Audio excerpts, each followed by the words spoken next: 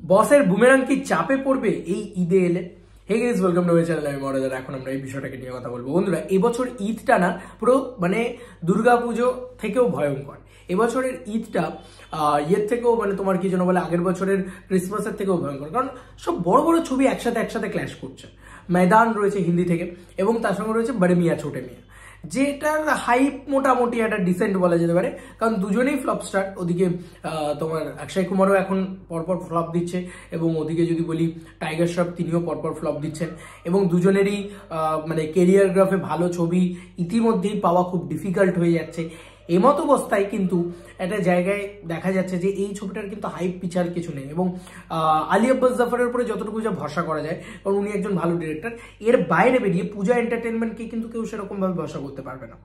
তো এইরকম একটা ছবি, ঠিক আছে, তার সঙ্গে ময়দানের কিন্তু হাইপ আছে, ময়দানের একটা বেশি গিয়ে আছে, কিন্তু ময়দান এতবার পোস্টপন্ড হয়েছে যে ময়দানকে নিয়ে কিন্তু সেই যে একটা বিশাল কিছু হাইপ, বিশাল কিছু যতবার দেখো, আগের বারেও কিন্তু একটা সময় ছিল যখন দেবদা জিদ্দা ক্ল্যাশ করেছিলেন রাবণ কিশমিশ নিয়ে, এবং সেই সময় রানওয়ে 34 এবং হিরোপন্থী 2 এসেছিল। দুটো ছবির ডিজাস্টার পারফর্ম করে, ওয়েস্ট বেঙ্গল থেকে 3 দিনে বেরিয়ে যায় ছবি দুটো, এবং বাংলা ছবি দুটো রাজত্ব করতে শুরু করে, কারণ আলটিমেটলি দেবদা জিদ্দা। এবার ঈদ মানেই জিদ্দা, এটা মানতেই হবে। ঈদে কিন্তু জিদ্দার বুমেরাং আসবেই, আমার এটা মনে হচ্ছে, এটা আমার গাট ফিলিংস বলছে, এটা আমার মন বলছে। এবার যদি ঈদে জিদ্দা আসেন তাহলে কেমন বিজনেস করবেন? ময়দান আর বড় মিয়া ছোট মিয়া কি খুব চাপে ফেলবে?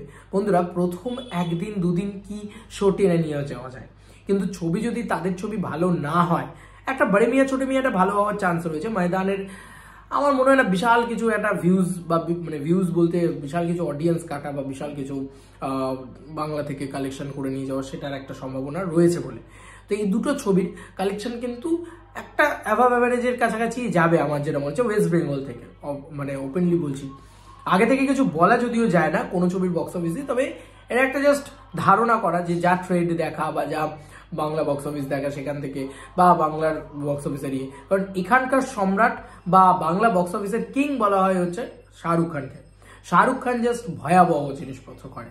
শাহরুখ খানের মতন কালেকশন আর কেউ বাংলা থেকে কোনোদিন আনতে পারবে না, এটা বোঝাই হয়ে গিয়েছে, এবং আনতে পারেও নি এতদিনে।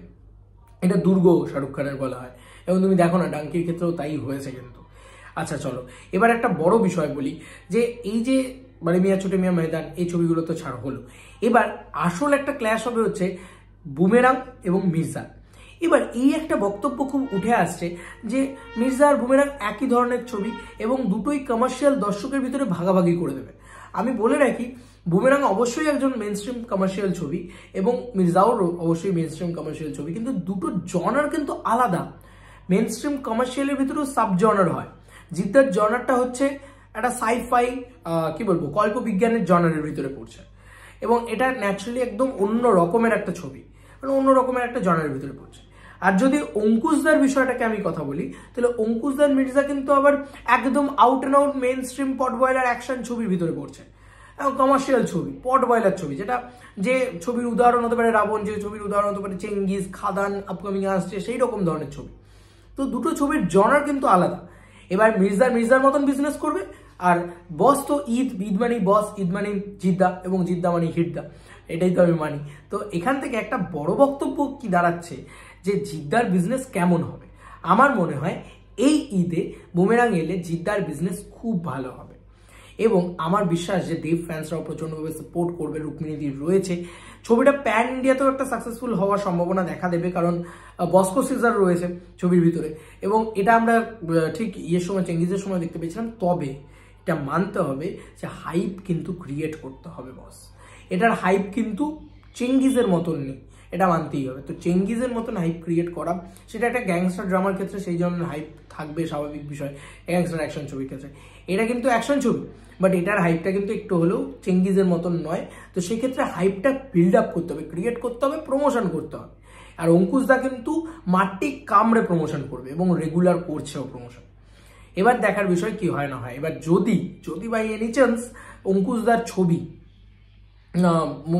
মির্জার ভিতরে যদি ক্যামিওজ ইত্যাদি থেকে যায়, সেক্ষেত্রে কিন্তু খুব ভয়ঙ্কর বিষয় হতে পারে, কারণ সেক্ষেত্রে আবার ব্যাপারটা ওই ছবিটা আবার একটু রান নিতে পারে। তবে আমার মনে হয় যে এই লড়াই বড় কঠিন লড়াই হবে, এটা নিয়ে কোনো সন্দেহ নেই। তবে জিদ্দার জন্যেই ঈদ, ঈদে জিদ্দা বড় করে রিলিজ দেন এবং ঈদটা জিদ্দার কি বলবো হোম গ্রাউন্ড, তো ওটা ওনার কাছ থেকে কেউ ছিনিয়ে নিতে পারবে না। ঈদে জিদ্দারই জয় হবে, এটা আমার মন বলছে। আমার মন বলছে সব থেকে বেশি বাংলা ছবির কালেকশন হিসেবে, ঈদের কালেকশন হিসেবে বুমেরাঙই এগিয়ে থাকবে। বুমেরাং ঈদে যদি রিলিজ হয় তো আমার বিশ্বাস এটাই, এবং আমার বিশ্বাস যে ঈদে রিলিজ হবে, কারণ জিদ্দা ঈদ মিস করবেন না। জিত মানে ঈদ আর ঈদ মানে হিট, এটা তো আমরা সবাই জানি এই ডায়লগটা। তো কোথাও গিয়ে আমরা খুব excited about boomerang, about Mirza এবং বাকি দুটি হিন্দি ছবি। তবে আমার কাছে বেশি সাপোর্ট থাকবে বুমেরাং এবং মির্জা নিয়ে। অবভিয়াসলি ভাই মনে প্রাণে থাকবে, কোনো চিন্তা নেই সেটা নিয়ে, কারণ বাংলা ছবি, এই বাঙালি ছেলে, বাংলা ছবি নিয়ে বেশি কথা বলবো না তো কি নিয়ে কথা বলবো। তো একটাই জিনিস বলছি ভাই, জিদ্দা বিপদে পড়বে বা জিদ্দা চাপে পড়বে এমনটা কিন্তু আমার মনে হয় না, কারণ ঈদে কিন্তু জিদ্দা ন্যাচারালি খুব একটা চাপে পড়েন না। ঈদটা কিন্তু জিদ্দারই সময়, দেখার বিষয় কি হয় না হয়। এবছর ঈদ কিন্তু খুব সুন্দর একটা সময়, এবার দেখার বিষয় সেটা কিরকম কি এগোয়, কিরকম কি হয়। তোমাদের আর কি মতামত এই পুরো এই ক্ল্যাশ নিয়ে, জিদ্দার সাথে এতগুলো ছবির ক্ল্যাশ, জিদ্দা আদৌ ঈদে আসবেন কিনা এবং হিন্দি ছবিগুলি কি চাপবে জিদ্দাকে? আমার তো মনে হয় না ভাই কিছু হবে। আর মির্জা কি কোনো রকম ভাবে জিদ্দাকে চাপ দিতে পারে যদি ক্যামিওস ইত্যাদি থাকে? তো সেটা নিয়ে তোমাদের আর কি মতামত অবশ্যই জানিও কমেন্ট সেকশনে। চলো বন্ধুরা, নতুন কোনো ভিডিওতে দেখা হবে, ভাই।